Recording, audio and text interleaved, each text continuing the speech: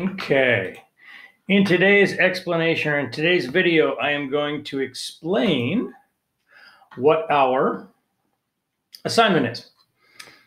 So this is section 3. It's called Building Functions.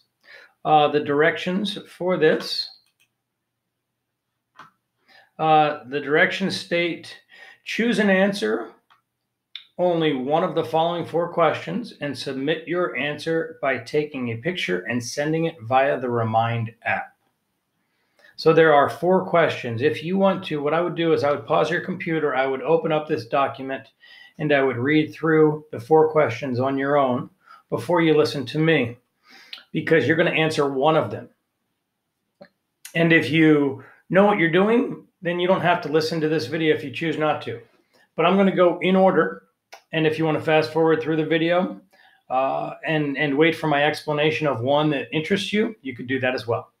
So here we go. Question number 1 says, John got $200 for his 15th birthday. He decided to save it along with a set amount of money every month from his job to cover the $2,000 down payment for a certified used Nissan GT-R when he turns 16. He knows that he must save $150 every month to reach his goal.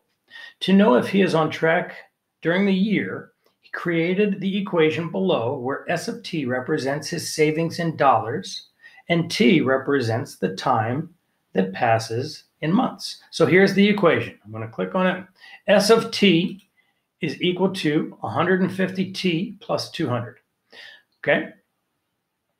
So that's the equation that he created.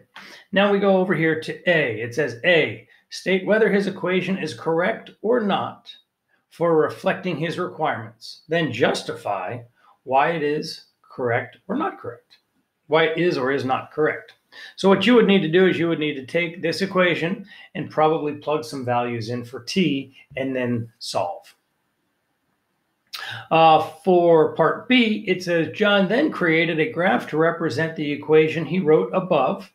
It says give 2 pieces of information you can use to justify whether John graphed his equation correctly or not, and explain how they show this. Be sure to state actual numbers based on the graph and explain any calculations you made. So again, going back, now we're moving into the graph. We use the equation for the first part. Now we're in the graph. And you might use those together, right? You might do the equation part first and then see if it matches up with the graph and go from there. But you have to have an explanation. And that's the end of the first question. So we'll move on to the second question. The second question says, given the information below, sketch and label functions A, B, and C on the same attached coordinate plane. Function A has a slope of 3/4 and one solution at -4, -9. Function B has an x-intercept of 8, 0 and a y-intercept of 0, 1.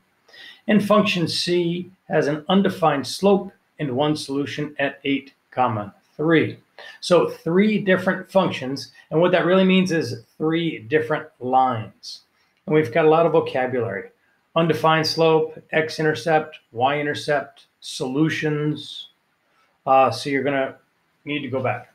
Now in part A, it says describe their key features. Make sure to include each of the following words in your description. So y-intercept, x-intercept, slope, and solutions. You need to include those for your functions. And when I say function A, B, and C, what I'm talking about is a line. The 3 different lines that you're going to graph. So that's part A, describing those key features. Part B, it says for function D, we didn't talk about function D up here. Function D, sketch and label your own line and write its equation so that all 4 functions have one common solution. And label that solution S. So this is a big graphing one. And that's question 2. When we move down to question number 3, it says the graph shows the relationship of John's bank account between balance and time in months. Balance in dollars and time in months. So we've got this graph right here. For part A, it says create a scenario or a situation that would explain what is happening in the graph. So you're going to write a little scenario or a situation of what's happening based on this graph. For part B, what does the point 3,860 mean in the context of this graph? So you're looking at this point, and what do these values mean in the context of this graph? And then for part C, it says find the y-intercept, the x-intercept, and the rate of change, also known as the slope.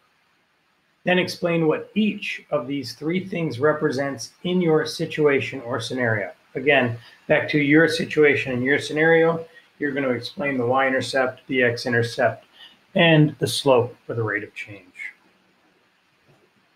And that was question 3. The last question, number 4, starts us off with these blocks, this pattern of blocks. And then question 4 says your team has been challenged to come up with a rule for the pattern shown above. Describe how you see the shape growing.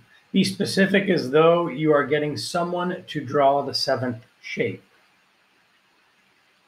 For part B, it says Josiah thinks it would be helpful to organize what is in each shape by creating a table.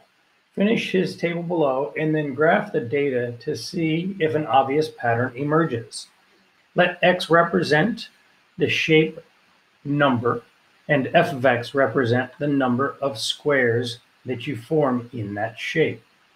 So as we look up here, it was shape 1 had 6 squares. Shape 2 had 9 squares. How many squares are going to be in shape 3 and in 4? And then you have to predict 5, 6, and 7. And then you would graph that here. And then the last 2 parts of this question. Write a rule that can be used to find the number of squares in the 7th shape. Explain your rule. How did you get that? And the rule is like an equation. And then letter D, write an efficient rule that could be used to find the number of squares in the 52nd shape. How many squares would be in the 52nd shape? Explain the rule and how did you get that? So those are our 4 questions. Again, I would go back and review them. Pick the one that you think you will do the best on, that you understand the most from. And feel free to reach out and ask me any questions that you may have. Have a good day.